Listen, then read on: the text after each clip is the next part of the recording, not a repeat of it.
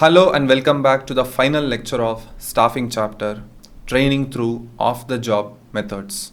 Off-the-job method means training done after the work is over. So the employee will be still working in his main job 8 hours a day. This type of training will be done either before the start of the workday or after the end of the workday, which means the employee will not be in his workstation or will not be in his desk. On the job training is the employee will be very much in his desk or workstation. There the training will happen live.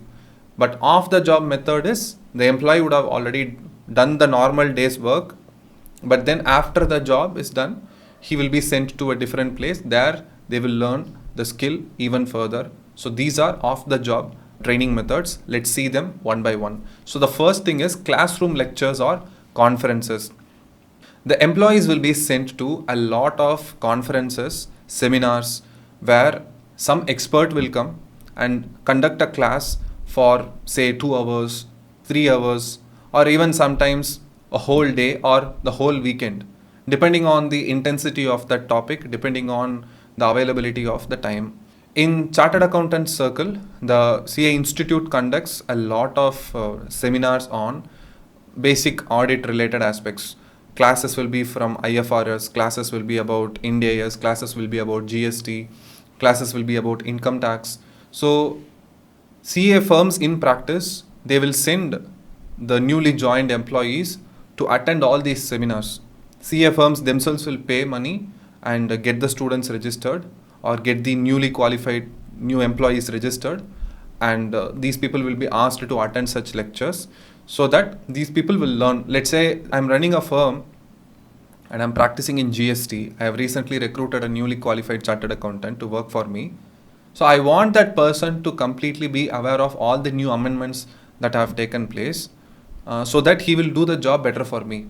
The more the person gets trained, the more the person gets educated, the better it is for the firm, the better it is also for the employee. So this is called classroom lectures and conferences. The next is through films. So the film is pretty much, basically it is done using sports related training. So coach and the player will sit and watch the old games videos, and they will do a lot of analysis through the old films. So they will see, okay, let's see, this is how you played that ball.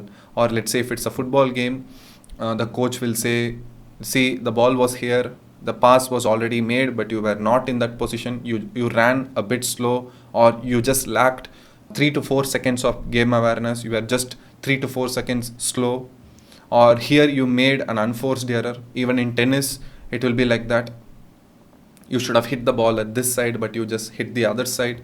And the other player, this is how he bluffed you and you fell for it. So the next time when the player raises the racket this way, you understand he's going to hit it in this zone. So like this, the coach and the player will watch the old films and they will learn extremely well. So they will get trained and they will be very well ready for the upcoming games.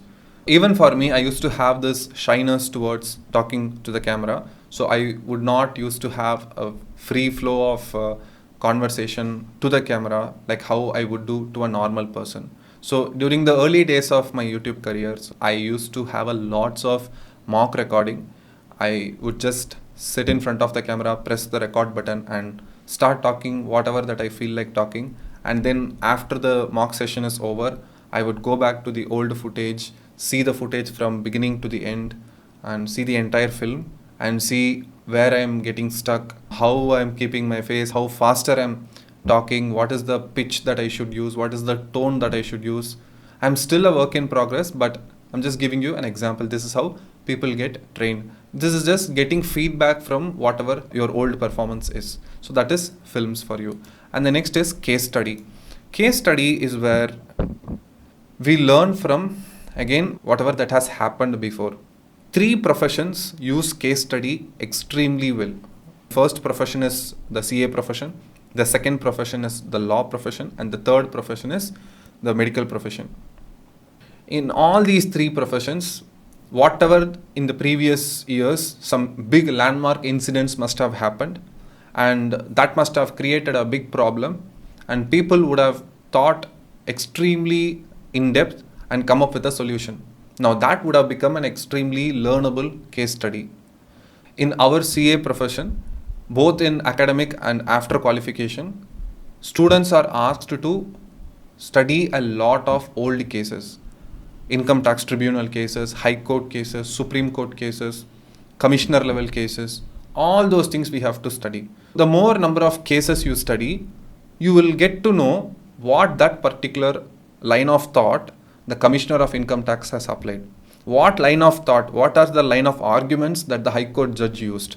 So you will get to learn how the experts used to think. When a severe issue comes, you will see it in a very amateurish way. But if you see the same problem, when a high court judge gives in a judgment, the final judgment is just one line. But to arrive at that judgment, the judge will have his line of arguments. All those analysis you have to read. So that is how the CA profession and the legal profession train their juniors, train the young people. In medical profession, again, every hospital, the doctors have a big network of extremely complex case studies. People who were almost given up, the doctors must have given up. They said that this person could not recover at all. This is an extremely difficult disease to cure. But then somebody would have done some miraculous thing and would have saved that patient. Now that will become a case study. So again, another case, a person might be born with extremely weird DNA. Now that they will make it a case study. So the entire medical profession will be prepared for such a situation if it happens again. That is learning through case study. Now let us talk about computer modeling. Computer modeling is like a learning through simulation. This works best in airlines industry. Pilots, when they are again extremely new, they will not be directly put on a plane and they will be asked to fly, because learning a bike by being on the bike and learning a plane directly and by being on the plane directly, they two are different things, isn't it? So learning a bike is not so risky. Even if you fall, you just fall, you get up and you just start again. But again, if you are flying an airplane, you have to be extremely cautious, and even a slight margin of error, you will fall down and create damage, and most likely you will not be alive. So the pilots, when they are asked to, in the early days, they will be put in a simulator. The simulator is something I would highly recommend you to see YouTube for this. Simulator where it will be like a closed chamber. You go inside the simulator, you will see a screen. It pretty much works like a video game. The screen will show exactly how an airport looks like. So there will be controls very similar to the airplane. So they will operate the control and you will get a feeling like you are actually moving the plane. And then let's say you press a lever and push the lever up, you feel like you will again feel like flying. And even the seats will vibrate to match the real world environment. So your seat will tilt and vibrate. Every way you will get to see how it will feel to be inside an actual airplane. So that is computer modeling, that is learning through simulation. Once the pilot does enough number of simulations, when the trainers have a decent amount of confidence that this person is now fit to fly the real plane, then the pilots will go and fly the real plane. So this is computer modeling. And vestibule training is again just a theoretical thing here. What is it is said, employees learn the jobs on the equipment they will be using, but the training is conducted away from the actual work floor. And I have hardly come across such a training method.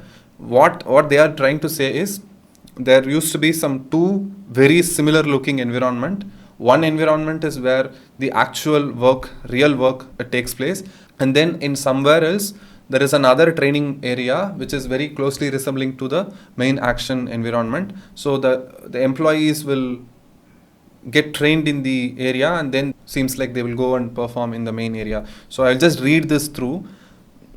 The employees learn their jobs on the equipment they will be using, but training is conducted away from the actual work floor. Actual work environments are created in a classroom and employees use the same materials, files and equipment.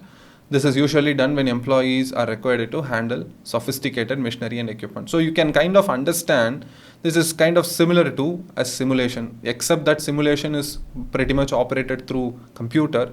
And here we use a kind of a fake object very similar to it. Let's say you want to perform CPR on somebody. In CPR, you can't fake a heart attack, isn't it? But what you have a mannequin resembling a typical person, and then the people will make the first responders to train on that mannequin, on that model. So they will say, just press the chest in this way and how to blow air into the mouth, like that. So something similar to that. So train with a model. Okay, the last thing is programmed instruction. Again, this is similar to an online course where you are given a CD. In old days, there will be CD, so you just insert the CD and it will have 5 to 6 modules. So you will learn one by one.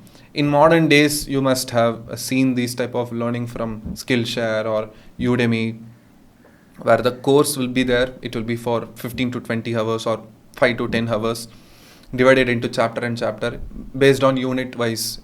Let's say you want to learn video editing, or let's say you want to learn storytelling, script writing. It will be model chapter wise, how to set up light, how to do color grading, how to cut the video. Module wise it will be there. So I'll just read it out. This method incorporates a pre-arranged and proposed acquisition of some specific skills or general knowledge. Information is broken into meaningful units. So this is what I'm trying to tell.